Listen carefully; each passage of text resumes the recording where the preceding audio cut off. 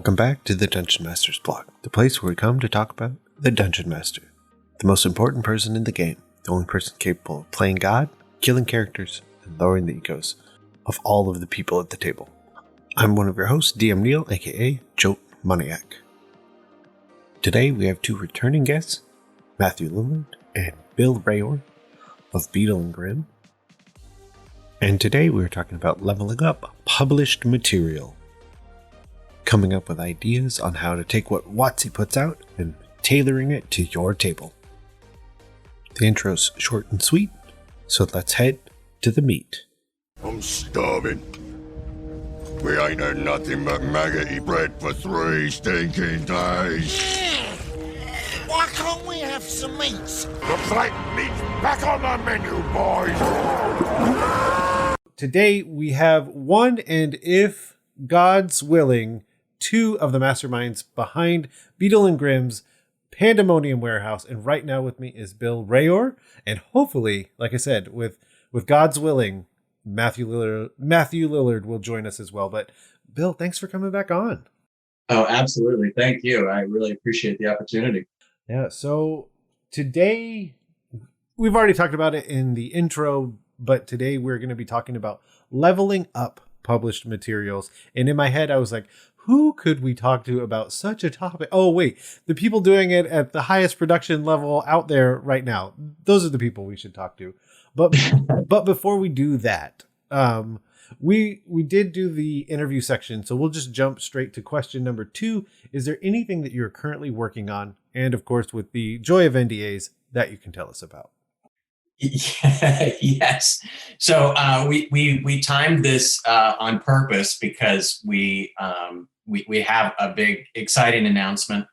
We are doing a silver edition for the Ravenloft source book that has been announced by Dungeons and Dragons. So it's really, really fun to do boxed editions for these kind of world building books like we did with Eberron a while back. This is our second chance to do something like this. And it's been a lot of fun. Ravenloft, for those of you who don't know, we've actually had a few people asking, well, is this just more Strahd? And Strahd is one of the domains, but there are also over a dozen other domains that adventurers can go to, that DMs can write adventures for, create experiences for. They're all horror themed.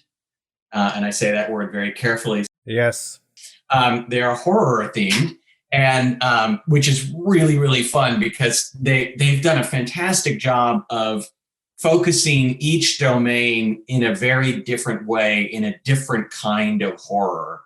So you can have all kinds of experiences of things that go towards Lovecraft, things that go towards Frankenstein, any kind of horror movie or book that you can imagine. There's a domain that reflects that in some way or another. So DMs who want to create those kinds of stories have so many new platforms in which to do them. Yeah, I hope this is either going to sound terrible or it's going to be utterly profound. One of the two. I have no middle ground. Might be both. Yeah, where it made me think of, like you said, is it just Strahd? The idea that give a DM Strahd, they can scare their players for a night. Give a DM Van Richten's Guide to Ravenloft, and they can scare their players for the rest of their lives. Absolutely. No, it's absolutely true. And, you can imagine if you were given, the setting of Curse of Strahd and given the opportunity to explore that yourself and create your own stories out of it, that's what these other domains are like, where, you've got this great structure and lots of information about it. But if you are a creative DM who has the time and the inclination to build your own stories, these are just amazing opportunities to do that. Yeah, and I this is quickly getting us to our topic. So So let's pause for a brief moment. Okay. I'll ask you a surprise question, and then we'll get right in because my first thought was to ask you more questions, and it goes straight to our topic. So I'll hold those. Okay. The question I have is, what is your most memorable level up experience in any game? Okay, so let's take a moment and define what level up means to you, so I can make sure I'm answering this properly. Okay, so I always think about like, okay, so I've hit level 5.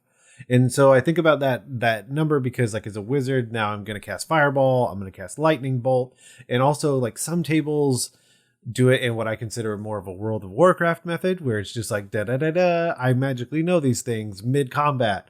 The others do it where you have to go back, you have to train, you have to go back to like specific areas, you can only do certain things certain ways. So basically like leveling up inside of like a TTRPG game and that experience. Okay. So we're talking about the character leveling up, not my player experience. Like what? Yeah. No, we are now. Wait, what are you thinking? Okay. All right. So I'll give two answers. One sort of negative and one sort of positive. And yes. And I apologize to those I offend with my negative example. And I'll try to explain it as best I can. The negative example I would offer would be the first time I played Champions for an extended period of time. And the reason I say that, I love Champions, great game, would love to be able to play it more often. But the character building experience is so awesome and so fun and detailed and well structured and organized. And it's such a, like, you can spend hours just sitting around building characters for Champions. It's so fun.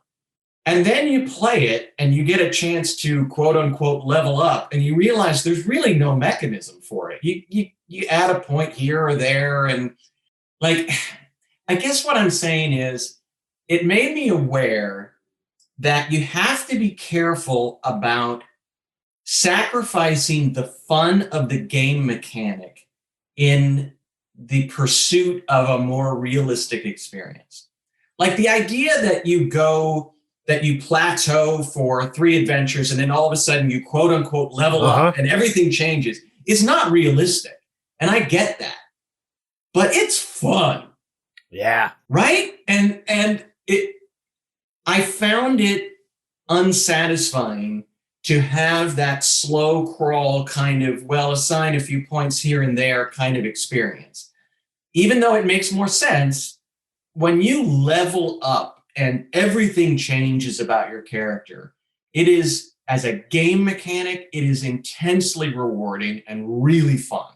So I really appreciate what Gary Gygax created all those many years ago and what D&D has chosen to continue to embrace, and other games like Pathfinder continue to embrace, that even if it doesn't make sense, it's a great game mechanic. Oh yeah, that is one of the things where I couldn't agree more, because the thought of like, okay, so we've gone into, let's just say Undermountain for the sake of ease, and we're just trucking through, like in air quote, of course, heavy air quote. I don't have big enough fingers, but reality of the game, like it's been a week. I was like, I could have died to a rat a week ago, and now I'm fighting gods. Like, conceptually, no, no, simply no. So yes, I totally get that feeling, and I've also experienced other games where that character creation process is so rich, so amazing, that unfortunately it robbed Peter to pay Paul, as it were, and then the game experience is like, oh yeah, I guess I'll just make more characters though. Yeah, right. I mean, wouldn't it be great to have a superhero game where you start off as basically just, at most like you're Hawkeye, like you're basically a person with 1 or 2 cool skills, and then 10 levels later you get to be Superman? Like, why do all the superhero game mechanics want you to start basically as Superman already? Like, it just doesn't give you much room to go, even though it's really fun. This really makes it okay. So I do another podcast about a show called Young Justice. Okay. And so what they do is between seasons, there will be a time skip. So like Robin started as Robin at the age of, in the very first season of the show, he was probably like around 12, 13. Mm-hmm. And now he's in his mid 20s as like full blown Nightwing. Like Okay. So like that's what I'm thinking. Okay, Yeah. we're built. So cut all the other stuff we said. We're building a superhero game now. And let's get started with that. Okay. And, by the end of the podcast, we'll have put that thing together. Yes. Okay. But before then, we should jump back into basically the idea that we had come up with. Yeah. Okay. So hold on. Sorry. I did promise a positive answer to that. Yes. So let me just give that super quick. And it's sort of a generalization. But when we were playing the very long form campaign of Age of Worms, which some people will know from Dragon Magazine and is always been one of our favorite adventures ever. The thing that I loved about leveling up Age of Worms is that very early on in that adventure, you know that it's leading towards something incredibly massive and powerful. Like you know that at the beginning you are pawns in something that's going to be extremely large. So as you get further in that campaign, when you do start to level up into the 10th, 11th level kind of stuff, and you start to become somebody substantial, you really feel the meaning of it, because that's when you start to feel like, oh, we actually could be the people who face down this terror that is building up. And that was an exciting and empowering adventure to do that in, because you had known for so long what you were going to need to be in order to complete this thing. So that's memorable to me. Yeah, that I know one of the ones we've hinted at, like, and this would probably be quite a few episodes ago, the idea of introducing that level of threat and it being known to players early on. Yeah. Like exactly what you're saying. Like off in the distance, I can see a Tarask and it's ravaging the world. And are we the group to stop it? Right. But right now I've just got my pitchfork and I can't do much. Right. Yeah. Okay. So yes, once again, leveling up published material, because you're probably going to buy it. You're probably going to hear about it. You might have it digitally, you might have it physically, but the stuff that WotC puts out is, this is just a fact. It is a neutral fact. It is neither positive nor negative. It is meant to, the way that they write things are to be applicable to as many people as possible. Correct. Those published materials aren't written for your table. Correct. They can't be. To be successful, they absolutely cannot be written in that way. And so, like, that's the conversation that we're having, because it's also this weird nebulous thing that I feel about homebrew, is that everything's homebrew because you have to, because you're the only person that knows your table. So everything's homebrew in my mind. That's actually a really great way to think about it. I think you're right. And I think that's especially true these days. You know, we talk a lot about how back in the Gary Gygax days, you know, most of the adventures were very linear. You know, it was, you walk down a hallway, the hallway branches left and right, which way do you go? And that was, you know, pretty much your decision-making process. The adventures, I think WotC is really striving these days to make them more and more sort of sandbox experiences. You know, you think back to like Waterdeep Dragon Heist, and, you know, you could play through that thing a dozen times and have completely different paths towards that goal, and actually completely different goals depending on what you're doing. And so, yeah, you're absolutely right. Every experience with Waterdeep was essentially a homebrew campaign on some level or another, because between what the DM contributes and what the players contribute and what just happens to happen, or how the dice roll, you know, it really profoundly changes. Yeah. So I have personal experience with both with the Beetle and Grimm Eberron box and the Beetle and Grimm box for Ghost of Saltmarsh. Okay. So those have been in hand, on table, over Zoom, all those things. So I've seen how you've approached adding material, and it's from both perspectives of adding things to an adventure that existed and adding things to not so much an adventure that existed. Like with Eberron, there is that starter piece, but like that's very small. So figuring out how to leverage that book and put it into a campaign has been really nice, because I could just read through all the extra stuff you guys did and then figure out how to like flesh out a campaign. So I've already figured out. So yeah, so it's that conversation. So I guess how do you approach that from even a design perspective? Because I think it works really well at every table, looking at what's in the material and then, like you said, pulling out more from it. Okay. Yeah, that's a really interesting question. I mean, our sort of guiding principle has always been empowering the DM. And that means a lot of different things. But one of the things it means is preparing them for when things go off the rails, for when things go in a direction they weren't expecting. The worst experience for me as a DM have been those moments where the players make a choice that I'm completely unprepared for. And I have to make the decision of, am I going to step in and kind of strong arm them back on the rails because that's where I wanted the story to go, or where I was prepared for the story to go? Or am I going to let them have free will and make these choices and try to figure it out as best I can?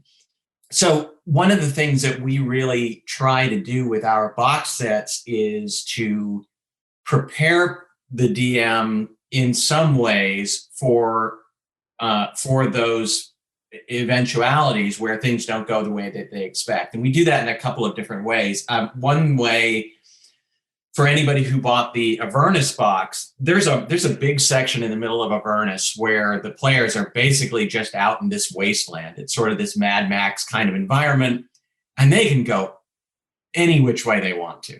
Huge amount of choice involved. When I read that, putting myself in the position of a DM, I found that kind of frightening, because I could foresee all sorts of decisions being made where I wouldn't know what to do.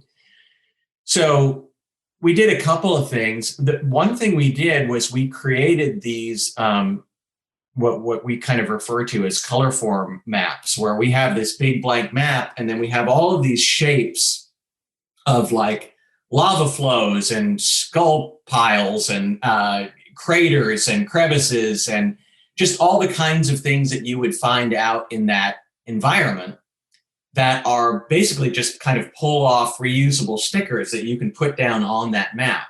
So it allows you to create almost any environment you want. So if you have players who are just wandering off in this wasteland and you just need to create a random wandering monster encounter, or they're trying to do something where you need a map for it, it's very easy to improvise any kind of map you want and throw down, and you can do it numerous times and come up with very different things each time. Another thing that we do with all of our box sets, and we're kind of taking to a new level with Ravenloft, is creating bonus adventures that are sort of designed with the idea that you can drop them in at almost any point in the adventure. So they're not really anchored to a specific part, so that you can, as a DM, if the players are hitting a dead end, or you need to kind of redirect them in a certain way, or it's just been a long time since they've gotten a chance to fight anything, and you're like, these guys are getting a little antsy to use swords, let's just throw something out there. It gives you the freedom to kind of introduce those encounters almost anywhere you want. And so people have found those to be very helpful in terms of just managing those kinds of experiences. I am one of those people. So, okay. Well, yeah. So like I had said, so I started a group in the Eberron campaign, or the Eberron short adventure, but then I've already read through all the other stuff that's there to get good examples, because part of it is also, in some ways, this conversation is a little bit more helpful for a book like Eberron, because all you would get, let's say I bought it, I go to, you've definitely not gone to Amazon, you've gone to your local game store, jeez, No, I'm just kidding. It helps support them, but mainly I do that so I can get the alt covers. You say you've read through it, but then it's hard sometimes to be like, okay, so I have this wealth of knowledge, or what now? Like, how am I introducing this to my players? How am I hooking them in? How am I getting them to go further in this campaign? So I've already seen that short adventure and started to tie together, like, okay, so I have these other adventures that are written by these people that I know have invested literal time, money, and effort into creating it. So then how am I hooking those in further? Yeah. So then I think in some ways it's also even showing me examples of how to use the book so that I can create my own things. Because it's like you said, you're and this is what I've said of Beetle and Grimm's before to you and to anyone that wants to listen to me, which there's a couple people. But the idea is that Beetle and Grimm's is doing what a lot of DMs do, but at a production level that others can't replicate. Like, because theoretically I can make maps. Yeah. I can't make maps that are that good. Theoretically I can make jewelry. I'm probably not going to, though. So yeah, for sure.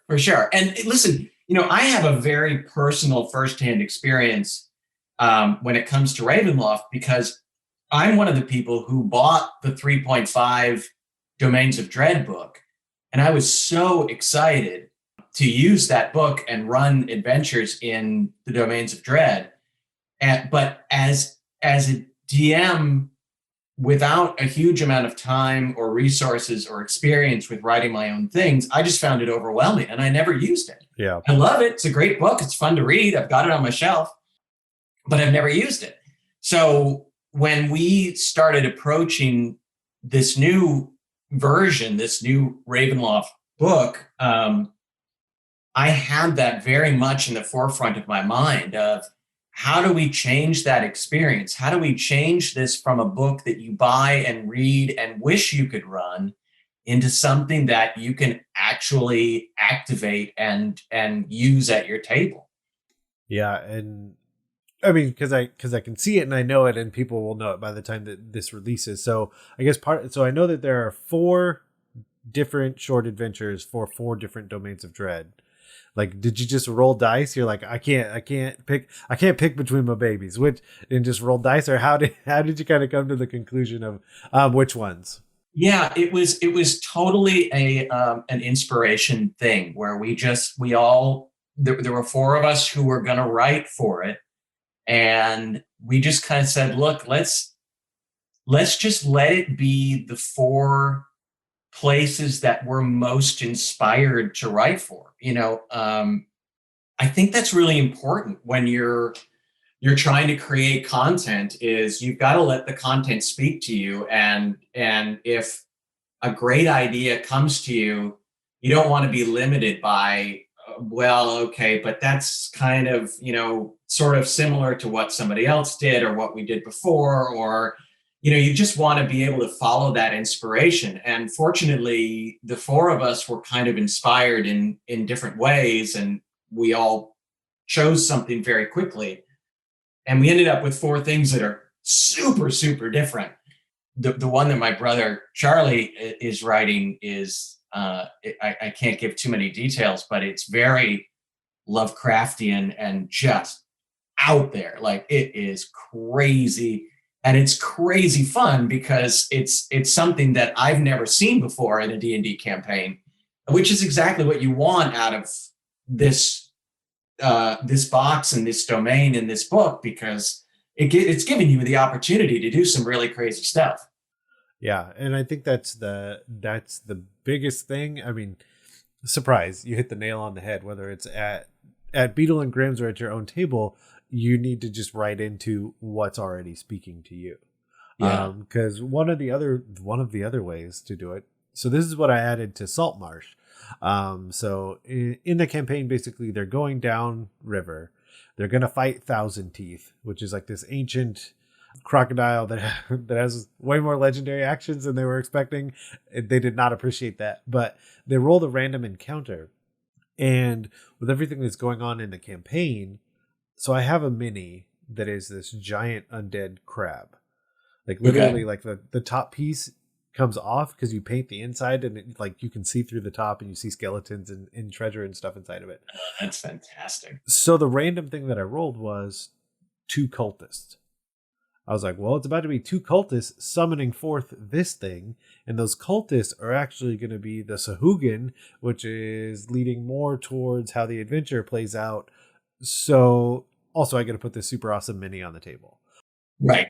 So even like finding the inspiration there, because like I had that mini and I've never brought it to the table before, but I knew I wanted to, and seeing how that folds in and adding it that way, leveling up the experience through Absolutely. That's great. Yeah. Listen, anybody who's listening, if you have a giant undead crab mini somewhere in your collection, bring it out. I don't care what adventure you're running. Just bring that sucker out, put it on the table, and let them fight it. That's just not fair to keep that to yourself. And then of course they're like, so there's loot inside, isn't there? I'm like, oh well, of course there is. But then the nice thing is also even taking. So what I did was take the skeletal. Well, I guess my players are going to figure this out. So I took the skeletal juggernaut. Like, there's not giant undead crab stats hanging around somewhere, but also already in that adventure was the skeletal juggernaut, where it has the avalanche of bone, where basically it just falls apart onto the player and then like reassembles itself. Mm-hmm. So then there you go. That's what this did. So awesome. So one of the interesting things that I did also want to bring up was, can you think of cons for trying to do this sort of thing, like investing this time, this effort into leveling up and planning this out, but like, can you think of any cons for doing that sort of thing? And more of the, I guess not even really the cons, but more of things to be aware of when you're approaching this kind of thing. I can think of a few. Okay, like give me one, so I can get my head in that space. So one of the biggest things, and we've talked about it before, is that there is certainly a method by which I could have put this undead crab onto the table and it been anything but appropriate, like forcing it. And then, oh, well, here we go. This should, by the power of the internet. I think, we should just end the adventure right as he joins. Yes. Okay. Hang up. We're hanging up. No, I'm just kidding. Yeah. Hey, what's up, guys? Hello. Hey, buddy. Sorry, that was supposed to be way faster, and the way the world works, it was way longer. So I apologize. You're good. Welcome, sir. We're already recording. We're already knee deep in it. Oh, good. I can't wait. How can I catch up? Okay. Let me tell you all the deep, dark secrets about myself. No. Okay. So we had already talked. I'm just going to hit you cold with a surprise question. So, done. What is your favorite, or not? I'll rephrase it. What is your most memorable level up experience in role playing games? Jeez. I'm not really sure.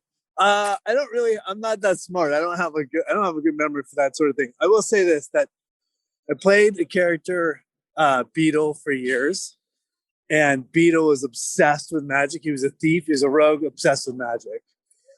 So I leveled up. I multi-classed as a wizard.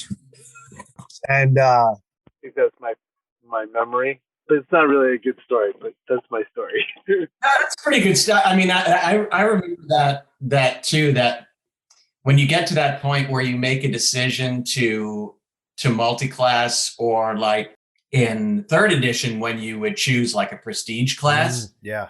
Like Grim was a foe hunter. That was a prestige class back then. And I do very distinctly remember it felt like this whole new, almost felt like a brand new character when you chose that prestige class and started off on that new journey, because it kind of changed your goals and your it helps define your character. I also think it's super interesting in that, the I don't know, the way when you choose to multi-class, you're losing, so it feels like you're losing so much, because you're like, you see ahead of like how great it could be So I do think there's like this big choice to multi-class that I think that's the only time I've ever done it. I mean, I normally just like go whole hog in whatever class I'm playing. But yeah, it's funny. Well, there we go. So I guess now how do we're jumping backwards back into the conversation we were having. So basically it was what we've talked about thus far is leveling up the published material, because WotC writes things in a way that can meet most people where they are. It's not written for your table, because you, the DM, are the person that's going to write the things that are happening at your table for your table. So the topic we were kind of approaching was like, what are some of the cons of investing all of that time?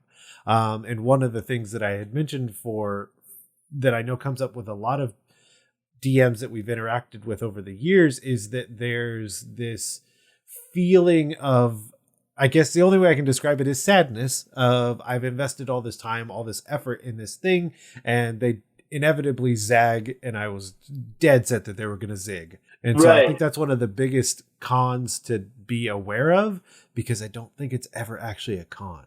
I mean, that's my personal. I also think that if you invest that time, energy, and effort, first of all, it's all good, right? That's all investment in the world that will pay off in different ways. And then any good DM worth their salt will find a way to bring people back, not in a railroad kind of way, but an authentic, organic way to bring that up, the next level, the next town over. I mean, or the next adventure. Like anytime you're spending time creating, you will find a way to use it. I firmly believe that. Yeah, I will say the one sort of quote unquote con that I was thinking about was sort of in that you do have to be careful about it becoming your story rather than their story. So you do have to have the ability to set your own needs and your own ego aside. Yes, I invested all this time, and maybe I like story A better than story B, but when I'm there at the table, I do have to open myself up to the reality that it's my job to lay the world out. It's the player's job to tell the story. And sometimes that's going to lead them in directions that you may not have been hoping for. And that's always been my challenge. As a longtime writer, I think my inclination as a DM was to tell a story. And it's taken me some time to adjust that way of thinking, that's not really what I'm doing. That's not my job.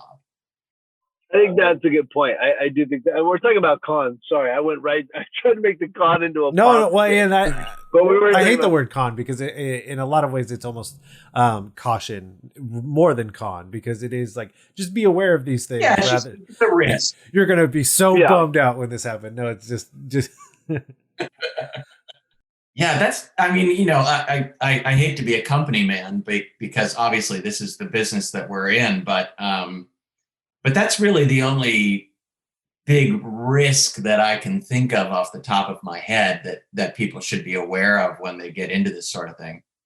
Yeah, because like my example previously, for context, Matt, for you, I have it'll be too hard to see. But I have a giant undead crab miniature, and I was playing through Ghost of Saltmarsh, Silver Edition, of course, and I wanted to see this at the table. I mean, maybe somebody had to roll a death save. It's all good. And then okay, so total tangent. I'm really good at being a hype person. So I had the death save die, which is a giant metal dice that they have to roll. Sure. Also, I was like, when do you do a death save? And I look down, I literally stand up at the table and turn around and have one of my players read the death save rules, because I have the original death save shirt on at that time. Of course. But the idea that so they roll a random encounter. I saw that it was going to be 2 cultists, and that was what was in my head. Like cultists, like classic. I've looked it up in the Dungeon Master's Guide, basically, or Monster Manual. Skulls, robes, dagger. And one of the players happens to mention, is it a Sahuagin? because that's where the campaign is starting to lead. And my obvious answer is, oh yeah, it's two Sahuagin cultists and they're doing this, and not for a single second had I thought that up until that moment. So I think, Bill, talking back to what you're saying, is being ready to have it change on the fly, because there are pieces that are important and there are pieces that are not. The fact that it was a Sahuagin versus a human, who cares? They're summoning this undead crab. We all know that initiative is coming. That's right. Yeah. I mean, always chase the cool. If one option presents itself that's cooler than the one you had thought of the night before, go for it. Well, not only that, but I think that's how you make it fun. I mean, I do think that we serve the story as DMs and we serve the people around the table, but it's only fun if it's fun for you. And if you're just running what you've already decided, you're cutting off half of the joy. Like, there's no exploration, there's no discovery. Like, if you're dead set on every adventure, it's not fun for them and it's not fun for you. It's like in improv, in acting, there's a rule, yes and. But you can't, in any sort of storytelling mode, neg somebody's instincts or neg somebody's suggestions. And I think that's super true with D&D. I think that's why, that's what makes it fun, is that it's a group story, it's a group game, and that's what can continue it for years and years. I'm trying to think of like the other times that I've air quote leveled it up. And I guess that's a conversation is, can you think of another time that you've added something to a campaign that wasn't already there? So like some just personal anecdotes of when you've leveled those things up. I think so. I'll throw one out as an example. I think one of the absolute go-tos that every DM has, because every set of players is going to ask for it, is, oh, cool, can we use this as our base? And then the level of investment that goes into that, because there's no, it's rare that I've seen in a published material that it basically says, yeah, this would be a great base for your players if they want it. So, and that ends up being a lot of investment. And, yeah, we really leaned into that with Waterdeep. You had this opportunity to get the Troll Skull Tavern, and we just loved that idea. And we're actually also with we're doing these player books for Pathfinder right now, these Complete Character Chronicles books. And there's, it's a book for the player to kind of record the life of one particular character. And in that book, there's a fold-out page that is all just like as a big fold-out graph paper page for you to draw out the floor plan for your keep. And we just love the idea of sort of encouraging people to think about that as a possibility and what they would want, even if it's just aspirational, even if you're just drawing the keep that you would want to have. That's a big fun thing. Hey, it's a big, huge book, and it's the only fold-out page we have, right? Yeah. So that's how much we love the idea of it's like this tome that has a fold-out page in the middle specifically to draw your keep, which is hilarious. Yeah.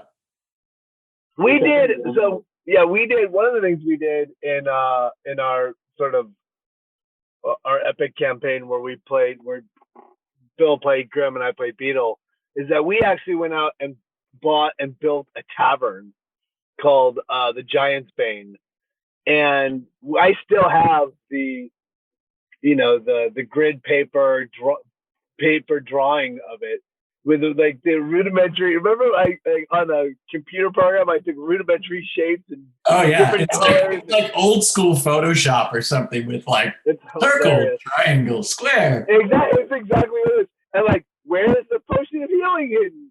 And here's my +2 battle axe under the bar, and it's so funny.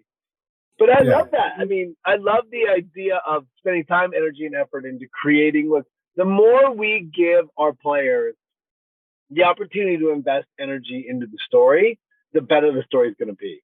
So giving them a keep, even if it's a basement hovel, or it's a castle, like that kind of energy that they'll put into making it their own will pay off tenfold. Yeah, I can see, and I know I have it somewhere, but I can literally see in my mind the tavern sign that I drew, because I stereotypically, or just typically rather, play dwarves all the time and always did. I branched out eventually, but I always go back. And there was a bar, and I can, like I said, I can literally see it in my mind. It was called Shorty's, because it was also the name of a local bar. And I was a dwarf, and I owned a bar, so it all came together. And I painstakingly drew out exactly what the sign to Shorty's looked like. Oh, that's funny. That's awesome. You know, one thing that comes to mind that we haven't gotten an opportunity to explore as much as I'd like is music and ambiance sounds. We did do the Sirenscape thing with Avernus, and they are amazing. They do amazing work. I love that stuff. But I just remember like John breaking out the Conan the Barbarian soundtrack CD, at when we would enter a big battle, and as it's not fantastic stuff, but it does make a difference. And just adding those kinds of little elements, it's fun. It's exciting to players when somebody breaks something like that out and helps keep everybody focused. Yeah, I love Sirenscape. I'd love to do some more music stuff with our boxes. We got to keep looking at that. Definitely. The other good place to look is that a while ago, and I mean, I can definitely look it up, but there was an Eberron soundtrack. And then the funniest thing about that soundtrack, all of the audio that you hear for the Dragon Talk is pulled directly from that Eberron soundtrack. And so like their intro theme and like their bumpers and stuff. That's funny. It's all pulled from that, because I was using the gold edition of Eberron, and I was doing it over Zoom. So I was like, oh, I'll get some music. And I was like, oh man, there's this Eberron soundtrack. So I put it up, and I was all, and like all the neurons connected in my brain. I'm like, wait a minute, this is just the feet. Yeah, hey, wait a minute. I'm like, oh, I guess you have no copyright issues if you're just using it in house. Yeah. I think that's Sirenscape, though. Am I crazy? I actually think Sirenscape did that soundtrack. That I don't know. I would have to use my Google Foo to figure it out. Because when we first went up there, Bill, to pitch, remember that they were in the process of recording like orc sounds for Sirenscape. Like they were doing like an in-house sort of recording session. Yep. Remember that. But yeah, I don't know. Okay, so we're getting closer on time. So often I will say that we often put out a homework section. It's the only fun homework a person will probably get, of things to go do and experience through media or other ways to kind of focus back in on this topic at hand. Everybody's homework this week is to make their players fight a giant undead crab. You heard it here. I'll take some really good photos of the one that I have, and you can just show those to your players as you brutally murder them.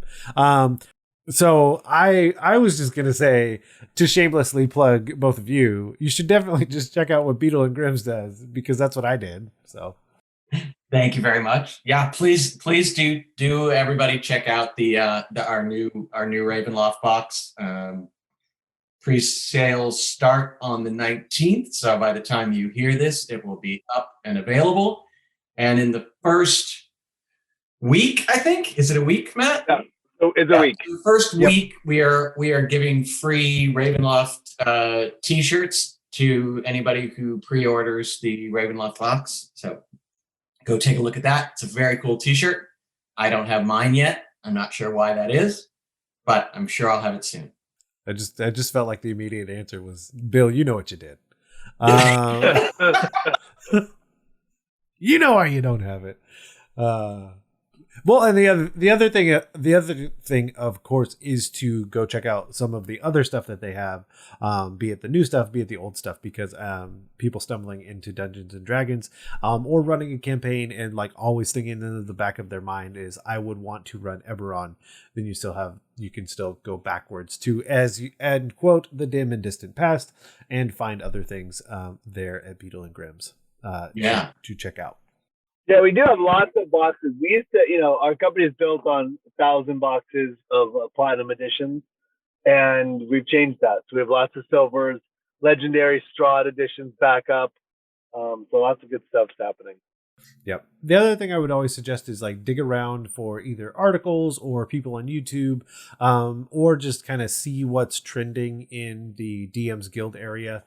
Try and find something that's a little cheaper to dig in and see how someone's doing these things at a higher production level than most DMs are going to do at their table, but seeing how other people are inspired by that published material to like get those mental muscles going, so that when that comes out, and Bill, like you mentioned, when your players inevitably do this thing, or they're all in on building shorties and making that the pinnacle of the campaign, that you're more prepared for who will come try and take that over, or who wants to come make that be a franchise, or who knows what your game will possibly turn into. But yeah, there's also a lot of great streaming games right now. I mean, Black Site started with D. Dave. Jason Azevedo over at Realm Smith runs a great game. Obviously, Critical Role is a huge player in the space. Yeah, I was thinking about that the other day when we were playing with Band of Badgers. She's a lot of fun. When we were growing up, I was the only DM I knew other than my brother. I learned kind of from him, and he kind of figured it out. The great thing about streaming right now is that you can log on to 10 different streams and watch 10 different DMs run a game in a very profoundly different way. Yeah. And it really opens up your mind to, maybe I want to run a game that's a lot more kind of silly and comedic, or maybe I really like the games that are really serious and take the period seriously and have lots of music and ambiance, and there's so many different ways to go. And as we were talking about earlier, you got to follow your bliss. It's got to be fun for you as a DM. So find the way that speaks to you, that is going to encourage you to take it to a next level, invest the time, invest the energy, invest your own excitement. And that excitement will be contagious. Your players will be more excited about following you on that journey when they see how excited you are. Yeah, I totally agree with that. Yeah, as is often, I feel like it's maybe less as D&D hits more of a mainstream. But the number one question always that I would get from people that aren't quite as aware is, "Well, did you win?" And like, as a dungeon master, my go-to is always like, I would look to the other people at the table. I'm like, "Did you all have fun?" And if they say yes, then the answer is yes, I did in fact win. Absolutely. Yeah. Perfect. So to close this out, where can people go to find all of the awesome things that you are doing? And definitely everything that is about to be stated is, of course, going to be in the show notes, but maybe you don't like show notes. Maybe you just want to hear it, remember it, and go type it in yourself. Absolutely. Just go to beetleandgrims.com, and you can see everything there that we have available. We're also really fun to follow on Twitter. Jason, our boy Jason, does a fantastic job of running our Twitter account, and that's another great way to find out what everybody else is doing in this community, because there's lots of really interesting, diverse voices in the role-playing game community, and as averse as I am to social media, Twitter is a wonderful way to see where other people are taking this big imaginative game that we're all in. And where can people find you on Twitter, Bill? They can find me at gobackyourself.com.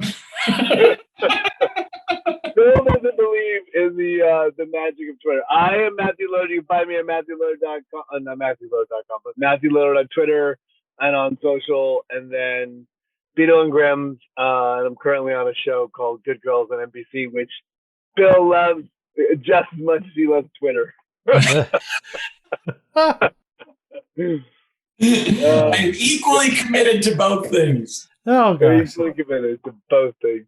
Well, I am overly committed to both things. And Neal, where can we find you? If you head over to Twitter, you can find me at JoteManiac. That's Jack of all trades, master of none, IAC. Oh, that's funny. Good. So, but yes, I absolutely love Good Girls, and I was watching it last night. So, Oh, thanks, Neil. I'm behind. What happens? Do I make it? you're. I love the idea that you. Also love that that's theoretically possible. Production is nuts, where they'll record multiple different things, and the actor does in fact not know whether or not they make it until later. I do know. That No, I know. Still alive, as of right now, as far as you know. Yes. It's a coin flip every episode. They're like, should we not? But no, I absolutely adore that show. Thanks, man. Glad it's Thank on Netflix, so then I can watch it that much easier. That's a real friend. There you go. Well, thanks for having us, Neil. Really appreciate it. Sorry I was late. I was donating blood. Perfect. Thank you. And we will definitely have to have you both back on. Yes, please. Awesome.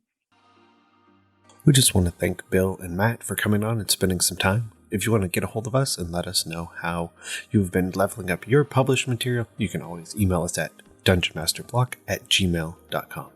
As always, you can head to your podcatcher of choice, leave us a 5-star review, and we'll read it on air.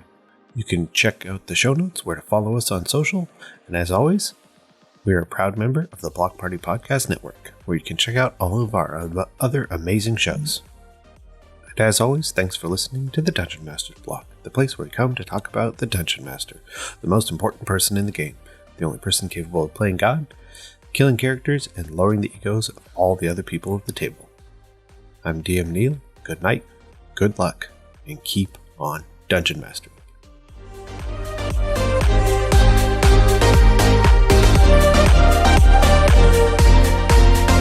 Goodbye.